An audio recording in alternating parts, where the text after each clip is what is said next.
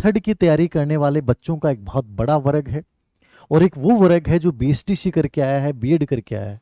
और ये बच्चे जिनको प्रॉपर गाइडेंस नहीं मिल पाती है, उनके लिए एक छोटी सी न्यूज बहुत बड़ी बात बन जाती है कि सर शिक्षा मंत्री जी ने कह दिया। शिक्षा मंत्री जी की मनोस्थिति ये है कि जब भी कैमरे वाले, न्यूज चैनल वाले इनके पास पहुंचते हैं तो पहला सवाल ये होता है कि पिछले 5 साल में राजस्थान के हर छोटे से लेके बड़े के व्यक्ति के मुंह में एक नाम जरूर आता है, रिट।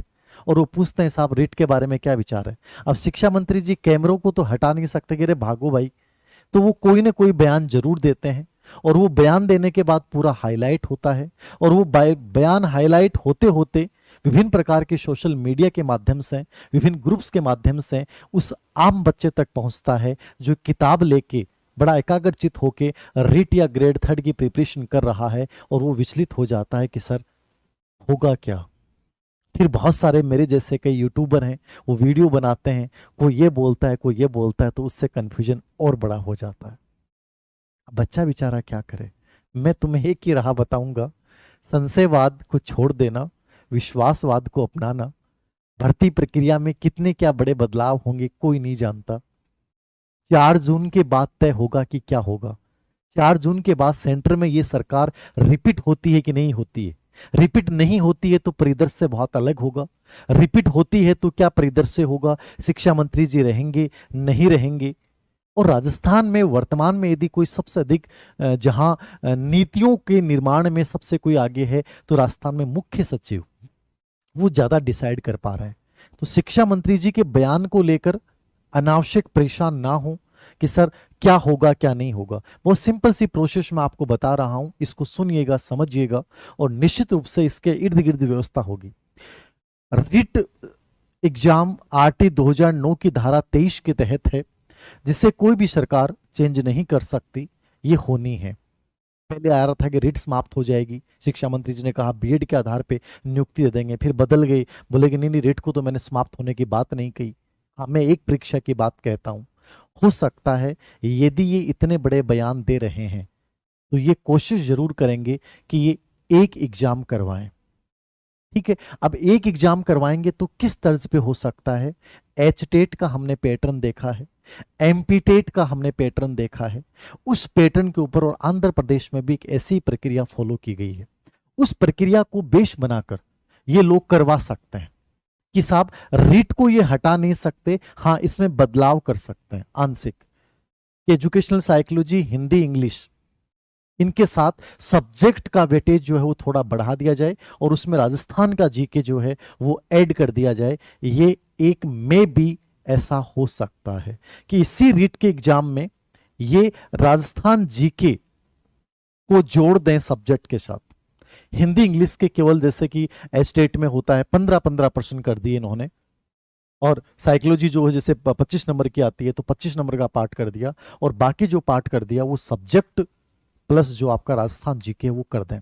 अब आपके मन में ये संशय आएगा कि सर रीट को तो समाप्त नहीं कर सकते, तो क्या दूसरी एग्जाम होगी।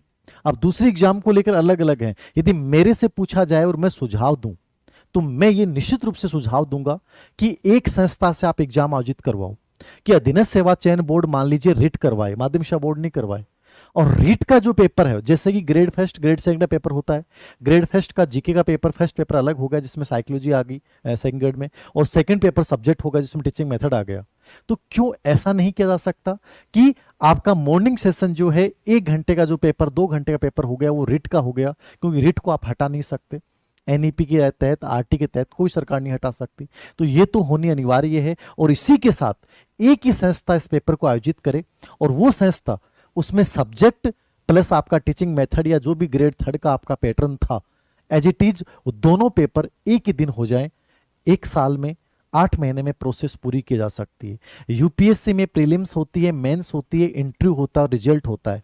जब यूपीएससी इतनी बड़ी प्रोसेस को 1 साल में कर सकती है तो ये बहाना क्यों बना रहे हैं कि साहब 2 एग्जाम होने से प्रक्रिया बहुत देरी हो जाएगी। बहुत सारे बच्चे कहेंगे सर कोचिंगों को फायदा होता है। भाई कोचिंग करने के लिए कहता कौन है आपको, सेल्फ स्टडी कीजिए ना। ऐसी क्या चीज है जो आप खुद नहीं कर सकते। तो ये आरोप प्रत्यारोप लगाना अलग चीज है, लेकिन जहां तक 2 पेपर होते हैं वो एक बेहतरीन अवसर होता है उन प्रतिभाशाली बच्चों के लिए जो वास्तव में बहुत मेहनती हैं और टीचर बनने की योग्यता रखते हैं। ये मेरा सुझाव है, और मैं कोशिश करूंगा कि सुझाव वहां तक पहुंचे कि एक संस्था इस पेपर का आयोजन करवाए, अधीनस्थ सेवा चयन बोर्ड या जो भी है, वो एक पेपर आपका रिट आप हटा नहीं सकते, तो रिट के साथ आप एक सब्जेक्ट और जीके का पेपर जो है वो अलग कर दें। अब वेटेज के तहत आप ये कर सकते हैं कि भाई रिट के आपने 30% नंबर जोड़ दिए और 70% आपने उस पेपर के जोड़ दिए, ऐसा किया जा सकता है। या दूसरा जो मैंने बताया कि सरकार की मंशा क्या है, ये मैंने एक सुझाव दिया है कि इन चीजों की हमें मांग करनी चाहिए कि पेपर का लेवल ऐसा हो जिससे कि एक ईमानदार बच्चे के साथ जस्टिस हो। और कोचिंग करना कोई जरूरी नहीं होता है बेटा, सेल्फ स्टडी के माध्यम से आप किसी भी कंपटीशन को निकाल सकते हो, यूपीएससी तक को लोग निकालते हैं। और ये मैंने कल परसों हमारा कल के बैच की जो मेरा जयपुर साइकोलॉजी का बैच चल रहा है, पर्सनल बैच, तो जयपुर साइकोलॉजी पर्सनल बैच में मैंने एक प्रतिभा को बुलाया था, ईश्वर जी को, उन बच्चों को पता है, उन्होंने कहा था कि मैंने यूपीएससी की कोई कोचिंग नहीं ली। अब यूपीएससी की कोचिंग, बिना कोचिंग के बच्चा यूपीएससी में सिलेक्ट हो जाता है। तो ईमानदारी से यदि किसी एक एग्जाम को लेकर सही तरीके से यदि आप करते हैं तो उसके साथ बहुत सारी भर्ती प्रक्रियाएं अपने आप निकल जाती हैं। थर्ड ग्रेड के साथ सेकंड ग्रेड, ग्रेड फर्स्ट की तैयारी हो जाती है, ग्रेड फर्स्ट के साथ DSSB केवीएस की तैयारी हो जाती है, ग्रेड सेकंड के साथ आपकी रीट थर्ड ग्रेड सब तैयार हो जाता है। तो कहने का मतलब है सही तरीके से किया जाए तो किया जा सकता है। तो संशय को छोड़िए, यद्यपि ये सुझाव मैं दे रहा हूं कि एक नोटिफिकेशन जारी हो रीट का प्लस आपके सेकंड सब्जेक्ट का जो पेपर हो उसका, ठीक है, ये एक बेटर सुझाव हो सकता है, सरकार को भेजा जा सकता है। मैं अपने लेवल पे तो हो सकता है हम प्रयास करें कि ऐसा कुछ हो कि एक सिस्टम हो, बढ़िया प्रोसेस को अपनाया जाए। बाकी सरकार जो सोच रही है वो मैंने आपको बता दिया कि रिट बेस पे। अब रिट बेस में क्या हो सकता है, ये आंशिक संशोधन कर सकते हैं, जो मैं जहां तक समझ रहा हूं वो आंशिक संशोधन यही हो सकता है कि जैसे मैंने कहा MP TET, S TET, Andhra Pradesh, इन लेवल पे, भाई एच टेट में तो PGT लेवल पे भी लागू कर दिया, और ये तय है कि केवीएस में जैसे इस बार डेमो शुरू हो गया केवीएस में, तो वो चीजें सब लागू होनी है। आने वाले समय में rate grade second, grade first के लिए भी लागू होनी है। केवल एक ग्रेड सेकंड और एक ग्रेड फर्स्ट, जो फिलहाल मई जून जुलाई, जब भी 4 जून के बाद स्थिति ज्यादा क्लियर हो जाएगी, बाकी भर्ती 100% आ रही है, वो एक पुराने पैटर्न से होंगी। बाकी आने वाले समय में 2025 में जो विज्ञापन नए आएंगे वो निश्चित रूप से न्यू एजुकेशन पॉलिसी के तहत होंगे और वो प्रक्रिया पूरी करनी होगी। तो ज्यादा संशय नहीं रखें, मैं आपको यही राय दूंगा, ग्रेड थर्ड की जो गंभीरता पूर्वक बच्चे प्रिपरेशन कर रहे हैं उनको मेरा सुझाव है कि चाहे मैं बोल रहा हूं चाहे कोई और बोल रहा है, मेरा इस वीडियो को बनाने का उद्देश्य केवल इतना सा था कि आप कोई भ्रमित होने की कोई कोशिश नहीं है। रिट की जो 2-4 चीजें हैं, आपको 6 से लेके राजस्थान बोर्ड की जो किताबें हैं, NCERT की जो अपनी किताबें हैं, उनको आपको पढ़ना जारी रखना चाहिए। राजस्थान जीके को आप साथ साथ तैयार करते रहें। एजुकेशनल साइकोलॉजी और टीचिंग मेथड को अपना स्ट्रॉन्ग पॉइंट बना लें और बाकी चीजों को एक बार छोड़ दें। भाई रीट आपका है ही नहीं तो आप हिंदी इंग्लिश भी देखें, अन्यथा राजस्थान बोर्ड की जो बुक्स हैं जो सेम NCERT में है, टीचिंग मेथड, एजुकेशनल साइकोलॉजी, और मैं एक एक्स्ट्रा में पॉइंट आपको बता रहा हूं कि राजस्थान जीके आपको साथ साथ पढ़ना चाहिए। यदि एक एग्जाम भी करवाएंगे तो ये मान के चलिएगा राजस्थान जीके जरूर ऐड होगा, यानी इतना परिवर्तन ये रीट लेवल में अपने लेवल पे कर सकते हैं। तो ईमानदारी से यदि आप बहुत सिंसियर हैं तो बिना कोई बातें सुने, ना इसकी सुने ना उसकी सुने, मैंने जो आपको बात बोली है इतना सा आप फॉलो कीजिएगा। जो भी परिवर्तन होगा उस परिवर्तन में आप बहुत बेहतर परफॉर्मेंस कर पाएंगे। ये ग्रेड थर्ड टीचर भर्ती की प्रिपरेशन करने वाले हर बच्चे के लिए मेरा सुझाव है, सब्जेक्ट साइकोलॉजी, टीचिंग मेथड और अपना राजस्थान जीके, इनको अपना स्ट्रॉन्ग पॉइंट बनाते हुए, चाहे आप कोचिंग कर रहे हैं नहीं कर रहे हैं, ये दोनों चीजें अलग अलग हैं। दूसरा सवाल बहुत सारे बच्चों का था कि सर आज जैसे चूरू संयुक्त जॉइंट डायरेक्टर का एक आदेश वायरल हो रहा था, मैंने आपको पहले भी बताया था कि एक मीटिंग प्रस्तावित थी, आज मुझे आइडिया नहीं पता क्या हुआ उसमें। ये ऑलरेडी पहले से चली आ रही प्रोसेस है कि खाली पदों के लिए और आने वाले सेकंड ग्रेड की भर्ती, क्योंकि साला दर्पण के अनुसार मैंने एक टेलीग्राम पे एक न्यूज डाली थी, ग्रेड सेकंड के पद सबसे अधिक खाली हैं। तो इतने सारे पद खाली हैं, आपको पता है भर्ती 100% आनी है। 2 महीने लग जाएं, 4 महीने लग जाएं, धीर सिंह सर आप तो हमेशा कहते हो पॉजिटिव हो कि आएगी आएगी आएगी, कब तक हम माने, जब तक आ नहीं जाए तब तक कैसे माने। तो बेटा ये है कि आप चाहे कितना भी समय बर्बाद कर लो, ये जो चीजें हैं, प्रोसेस हैं, वो होती रहेगी। मैं ये नहीं कहता कि आप सब कुछ छोड़ के आ जाओ, आप प्राइवेट जॉब कर रहे हैं तो आप छोड़ के जयपुर बैठ जाओ और तैयारी करो, मैं ये नहीं कह रहा। आप जॉब के साथ प्रिपरेशन कीजिए, आप 5 घंटे निकालिए, 4 घंटे निकालिए, लेकिन ग्रेड फर्स्ट ग्रेड सेकंड का विज्ञापन 100% आएगा। और 4 जून के बाद स्थितियां ज़्यादा क्लियर होंगी कि रियल में क्या परिदृश्य में बदलाव होता है। 4 जून से पहले कुछ भी कहना गलत होगा। लेकिन 4 जून तक आप ये सोचें कि सर 4 जून के बाद हम पढ़ाई शुरू करें, नहीं। आप जिस पैटर्न में पढ़ रहे हैं उसमें पढ़ते जाएं। Grade first grade second old pattern जो था आपका उसी पैटर्न के अकॉर्डिंग हो रही है। ग्रेड थर्ड वाले बच्चों के लिए मैंने जो आज बात बोली है उस चीज़ को फॉलो कीजिएगा, आपको कहीं नुकसान नहीं होगा, आपको फायदा ही फायदा है। बाकी जितने मुंह हैं उतनी बातें हैं। शिक्षा मंत्री जैसे बयान बदलते हैं वैसे हर व्यक्ति कोई न कोई नई चीज़ आपको जरूर बताएगा।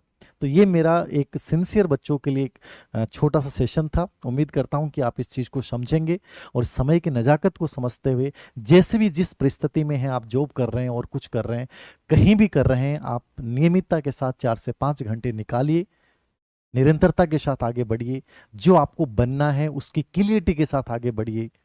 निश्चित रूप से 2025 आपका बहुत बेहतरीन होगा, क्योंकि 1 साल आपके पास है। हम सबको पता है अप्रैल मई से पहले कुछ नहीं होने वाला। भर्तियां, एग्जाम, विज्ञापन जब भी आते हैं तो अप्रैल के बाद 2025 के बाद ये भर्तियां होंगी। लेकिन इस समय को बहुत अच्छे से इन्वेस्ट कीजिए। मेरा आप सबसे मेरा सुझाव मान लीजिए, मेरा निवेदन मान लीजिए, आप कुछ भी मान लीजिए। मुझे जो लगा मैंने वो चीज़ें बताई हैं, और बाकी बहुत बड़ा नॉलेज मुझे भी नहीं है। बस थोड़ा सा चीज़ें चर्चा करता रहता हूँ, शिक्षा विभाग के लोगों से भी बात करता रहता हूँ कि क्या चल रहा है, कोई प्रोसेस है क्या है। जो सुझाव मेरे को मिलते हैं उसके अकॉर्डिंग मैं आपके साथ शेयर कर देता हूँ। कोई विशेष सवाल हो तो बताएं। फर्स्ट ग्रेड के कोर्स में सर इंडियन हिस्ट्री, हाँ इंडियन हिस्ट्री लगभग हो गई है, 2-3 वीडियो हैं वो मैं खुद करवाऊंगा, और राजस्थान ज्योग्राफी अपडेट जो है वो चल रही है, हो जाएगी। Thank you. सर क्या करें, राजस्थान जी के क्या करें सर? फर्स्ट ग्रेड कोर्स में हाँ बता दिया मैंने राहुल जी आपको, हो जाएगा कम्प्लीटली। आप लोगों को जो डाल रखा है वो कम्प्लीटली पढ़ लें। बाकी ग्रेड फर्स्ट का कोर्स बहुत अच्छे से हर चीज़ को करवा दिया हमने। विशेष शिक्षक भर्ती का भी मुझे अभी कोई नॉलेज नहीं है। और बताएं कोई विशेष बात हो तो आप। और जो बच्चे एलिजिबल होने हैं वो सीटी के लिए जरूर करें। मैं सीटी को लेकर एक छोटा सा वीडियो बना दूंगा कि सीटी के लिए बेहतर क्या हो सकता है। जो शिक्षक भर्ती में इंटरेस्ट नहीं लगते उन बच्चों को सीटी की प्रिपरेशन करनी चाहिए। और बहुत ईमानदारी की बात यही है, एक भर्ती को ढंग से कर लो, उसके साथ दूसरी अपने आप हो जाएगी। ये मत सोचना कि ग्रेड फर्स्ट कर रहा हूँ, ग्रेड फर्स्ट ढंग से कर रहे हो तो सेकंड ग्रेड भी हो रही है, थर्ड ग्रेड भी हो रही है, थर्ड ग्रेड कर रहे हो तो सेकंड ग्रेड भी हो रही है, सेकंड ग्रेड कर रहे हो थर्ड ग्रेड भी हो रही है। मतलब चीज़ें जुड़ी हुई हैं। बस ईमानदारी से करो। एजुकेशनल साइकोलॉजी सब जगह पढ़नी है, टीचिंग मेथड सब जगह पढ़ना है, राजस्थान जी के लगभग सब जगह पढ़ना है, सब्जेक्ट आपको सब जगह पढ़ना है। तो ये जो 3-4 बड़े मेजर पार्ट हैं इनको बहुत अच्छे से तैयार कर लीजिए। फिर ये संशय रहेगा नहीं, कितना भी पैटर्न बदल दें, कुछ भी कर दें, क्या फर्क पड़ने वाला है। इसको लेकर कोई कंफ्यूजन मत रखें। तो मेरी तो ये है जो मैंने आपको बताई है कि थोड़ा रेट में आंशिक परिवर्तन कर सकते हैं, एमपी टेट एस्टेट की तर्ज पे परिवर्तन कर सकते हैं, एक एग्जाम करवाते हैं। मेरा ये सुझाव था कि यदि 2 एग्जाम करवाते हैं, 2 पेपर करवा लें, एक संस्था करवा ले। आप जैसे कि ग्रेड फर्स्ट ग्रेड सेकंड के 2 पेपर करवाते हैं वैसे करवा लो, वो एक बेटर सुझाव हो सकता है। अब सरकार मानती है कि नहीं मानती है ये इनके लेवल पर डिपेंड करता है। और कोचिंग को लेकर मेरा सुझाव ये था कि आप सेल्फ स्टडी भी कर सकते हैं, कोई कोचिंग ज्वाइन करने की आपको आवश्यकता नहीं है। बस अच्छी किताबों के साथ, अच्छे अनुशासन के साथ आगे बढ़ें, सकारात्मकता के साथ आगे बढ़ें, जो भी पार्ट टाइम जॉब आप कर रहे हैं उसके साथ आगे बढ़ें। सब चीज़ें आसान हैं, हो जाएंगी, आसान नहीं है तो अनावश्यक रूप से परेशान होने की